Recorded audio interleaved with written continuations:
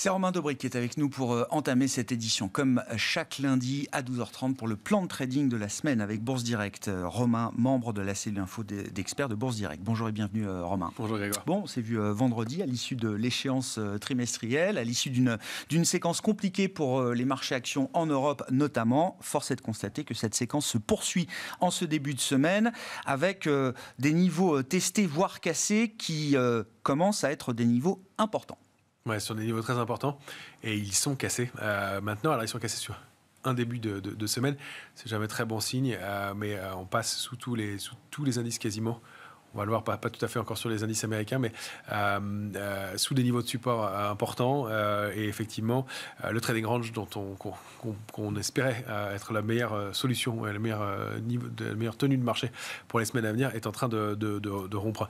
On a un peu tous les vents contraires. Hein. La saisonnalité, on sait que le mois de septembre est le pire mois sur les marchés, ça se confirme. Et la hausse des taux, évidemment, tout le contexte pèse évidemment aussi de son poids sur ces éléments-là. Et on le voit sur pas mal de valeurs. Il y a une vraie purge qui se met en place. On espérait une mini-capitulation il y a une dizaine de jours. Elle se poursuit sur les small et mid-caps. On voit des valeurs comme Cogra, qui étaient des petites valeurs, mais qui est dans des secteurs forts, puisque c'était sur l'énergétique. Cogra, c'est des granulats de bois. Donc, c'était une valeur qui était passée de 4,20 € à plus de 19 € et qui perd 30% en quelques séances. Et puis, les valeurs fortes... Donc là, c'est un exemple intéressant. Il y a des convictions qui lâchent. Il y a des convictions qui lâchent, des prises de bénéfices, des sorties, et des sorties brutales. C'est-à-dire que 35% dont je parle, c'est en quelques séances. Hein. iPay, on en parlait vendredi soir, elle a perdu plus de 40% maintenant sur quelques séances. Sur les terminaux de paiement, c'est un modèle qui fonctionne. Il n'y a pas de remise en cause ou voilà. Mais il y a ce qu'on pressent, et ce que FedEx a confirmé vendredi, cette vague possible de profit warning qui pèse vraiment sur les marchés et sur les indices. On a même des stars comme Morel & Pron, qui était vraiment la valeur forte des derniers mois, qui baisse assez significativement. Esso, beaucoup plus. Elle a perdu 35% depuis ses points hauts, depuis la publication de ses résultats, quasiment, en 4 ou 5 séances. Donc, ce sont vraiment tout un ensemble de valeurs qui tenaient bien et qui avaient le vent en poupe, et pour lesquelles les opérateurs commencent à dégager, à prendre du bénéfice. Et on est en train de revenir sous des niveaux de prix qui sont dangereux. En plus, avec une position ouverte à la vente, short, qui prédomine clairement. On a bien sûr l'Eurostoxx, on a baissé de plus de 7,5% depuis la dernière échéance du mois d'août, donc depuis le 19 août, et la position ouverte a augmenté de 14%. Sur le CAC 40, c'est moins flagrant, mais on a une position ouverte qui est très très faible, 240 000 contrats futurs ouverts. C'est quasiment des plus bas niveaux que j'ai pu enregistrer sur la position ouverte sur le CAC 40 depuis que je la relève en 6 ans. C'est-à-dire que les opérateurs sont complètement en retrait.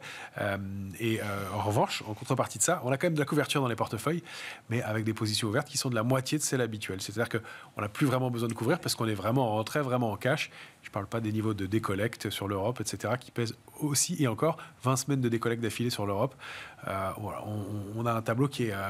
Ouais, assez noir, mais qui ne constitue pas une limite, justement, à la baisse à ce stade. C'est le risque. C'est rampant. En fait, il n'y a pas eu ce sell-off, cette vraie purge de marché. On reste technique, et on va le voir sur les graphiques, on reste technique encore. On teste niveau après niveau, des points plus bas, et c'est un crack rampant qui est assez pénible, et on savait que ce serait long, on espérait que ça tienne un peu mieux. Pour l'instant, ça passe du mauvais côté de la barrière. Maintenant, il y a encore cette semaine, effectivement, qui va être charnière. Ouais, avec beaucoup de réunions de banques centrales, à commencer par la Réserve fédérale américaine. Si on prend l'indice américain S&P 500 comme référence, Romain, où en est-on là d'un point de vue technique et graphique pour l'indice américain ? Alors, on va commencer par la possible bonne nouvelle. On a rompu le canal haussier, on est passé à la borne basse, et j'ai un peu étendu les bornes du trading range parce que on revient sur des niveaux d'alerte de long terme qui sont importants, qui sont très bien travaillés, et on l'avait évoqué à l'ouverture du gap baissier du 22 août dernier. On avait dit que ce serait probablement déjà un gros plafond de verre, et que le gap baissier qui avait été ouvert le 13 juin serait notre borne basse. Quand je vous dis que ça reste technique, on est allé au plus bas de la semaine dernière à 3838, tester le bas du gap baissier du 13 juin. Donc c'est un marché qui reste hyper technique au point près et qui a rebondi en fin de semaine.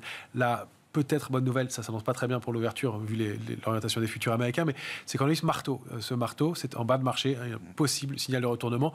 La bougie est parfaite, ouverture, clôture un petit peu plus bas, mais un tout petit corps et une grande mèche en bas qui traduit que le fait qu'en fin de séance, les acheteurs se sont manifestés, ont repris la main.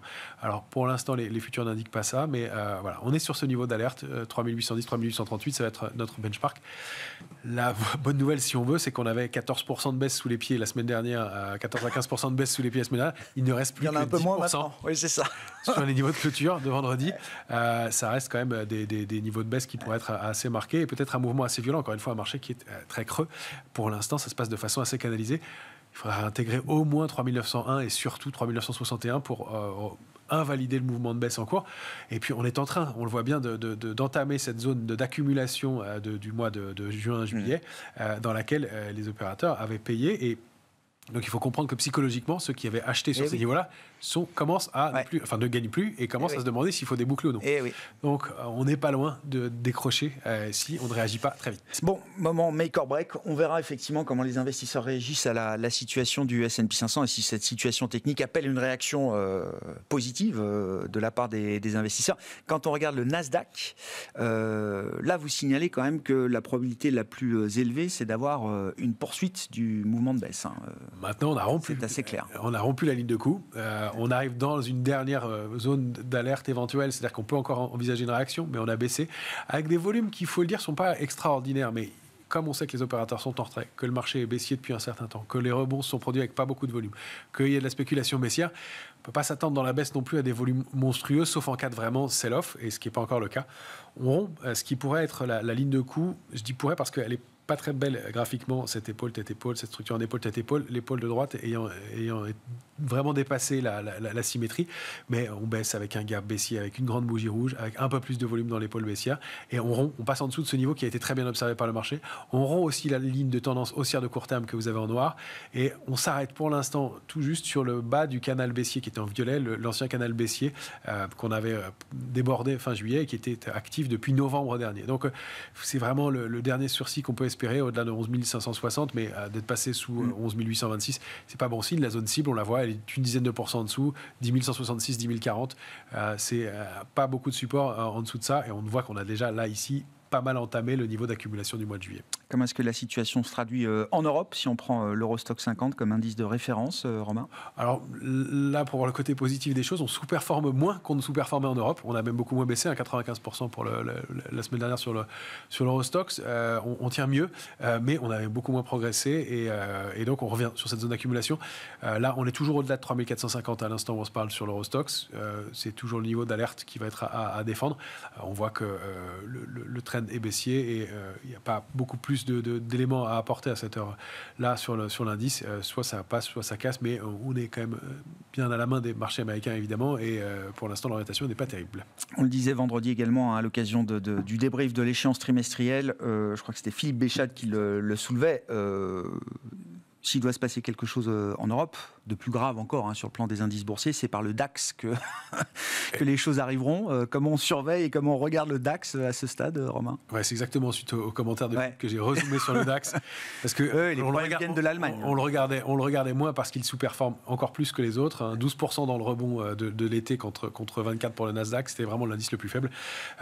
Il est en train de rompre cette oblique que vous avez en noir haussière, là, qui est au niveau de l'alerte de long terme, qui a été 4 fois testé. C'est un graphique en hebdomadaire, donc 4 semaines depuis juillet. Et là, on est en train de passer en dessous donc de 12 620, alors qu'il est. On n'a jamais sur le DAX repassé la ligne de tendance baissière de moyen terme qu'on avait réussi à franchir en juillet sur tous les autres indices. Jamais sur le DAX. Le minimum du mouvement baissier complémentaire, c'est d'aller chercher la zone 11 170, 11 450. On sait encore une fois qu'on suivra la majorité des autres indices. L'ouverture hebdomadaire sous ces niveaux-là n'est pas de bon augure du tout. Il va falloir réagir très très vite sur cet indice si on veut pouvoir au moins préserver la latéralisation. On n'en entendra pas mieux dans l'immédiat. Bon, le DAX avec une situation technique des plus dégradées aujourd'hui parmi les autres indices européens. Si on prend le CAC 40, bon, la situation est peut-être un peu meilleure. On est quand même dans une zone d'alerte de moyen terme pour le CAC et le futur CAC, notamment que vous nous proposez en lecture journalière. Oui, tout à fait. Alors j'ai étendu aussi sur le futur CAC 40 le trading range parce que On testait des zones, on y revient. 5970 est à nouveau testé ce matin. C'était le point bas de début septembre sur lequel on avait réussi à rebondir un peu. Pour l'instant, on était très légèrement au-dessus, mais on rompt 6040, c'était notre alerte.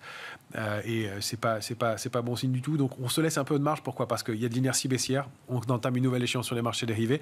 Il y a ces grosses réunions de la semaine des banques centrales. Il y a aussi en fin de semaine les PMI, les directeurs d'achat.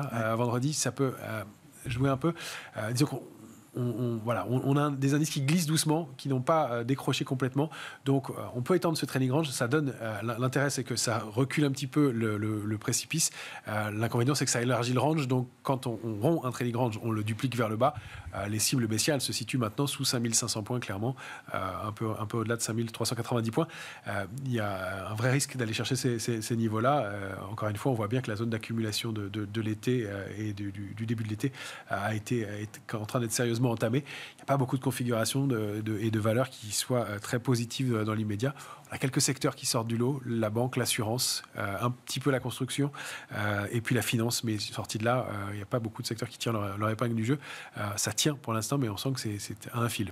Est-ce que la logique de stock picking semble adaptée à ce stade ? Est-ce qu'il y a quand même des choses à faire du point de vue de l'investissement cette fois, Romain ?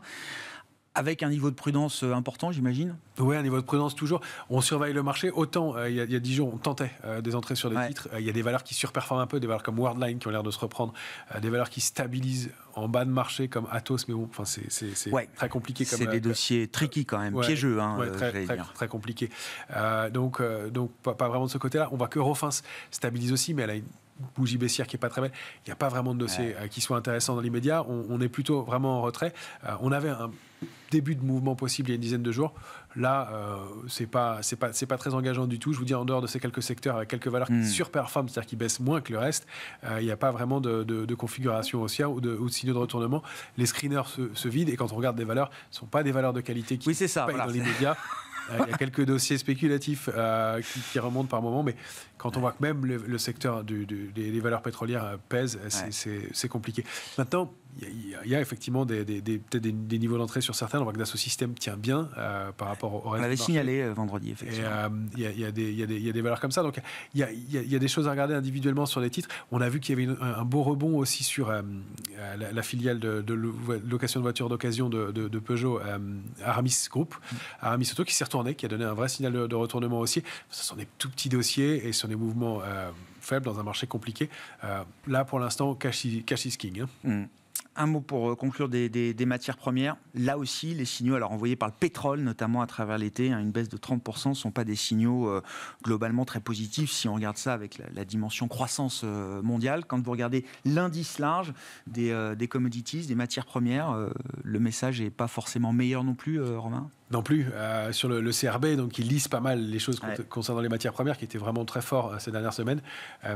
Rond en hebdomadaire, la ligne de tendance haussière qui était active depuis février dernier, il la rond en hebdomadaire avec un gap. C'est pas bon signe non plus. Effectivement, le pétrole pèse et le pétrole rompt de la même façon sa ligne de triangle. Il jouer avec la borne basse du triangle symétrique qu'on a regardé déjà il y a 2 semaines ensemble. Là, il est passé en dessous. Il arrive tard dans ce triangle, le pétrole, ce qui veut dire que le mouvement va peut-être pas être très brutal, mais en tout cas, la dynamique haussière est probablement en train d'être rompue. On a au mieux une évolution vers un trading range, c'est-à-dire si on défend 25,75 pour aller chercher, pourquoi pas 27,57, la borne haute sur le CRB. Mais le signal est comme tout le reste des actifs. On rappelle que le CRB est composé de 19 matières premières, dont 30% au moins de pétrole, et puis de diverses matières premières, dont l'or et l'argent. Là aussi, c'est très lourd. L'or rompt aussi un niveau de support important, 1885, et en hebdomadaire le confirme. Il n'y a pas vraiment d'endroit où se cacher pour l'instant. Le marché est clairement plombé sur tous les actifs. Merci beaucoup Romain pour ce plan de trading utile qui réitère ce message de prudence dans un moment où effectivement le flux de nouvelles macro et monétaire avec les réunions de banque centrale encore à suivre cette semaine est plutôt un flux contraire à la prise de risque sur les marchés aujourd'hui. Ce n'est pas un flux de nouvelles qui incite à prendre beaucoup de risques à ce stade. Romain Dobré avec nous chaque lundi à 12h30 dans Smart Bourse pour le plan de trading avec Bourse Direct.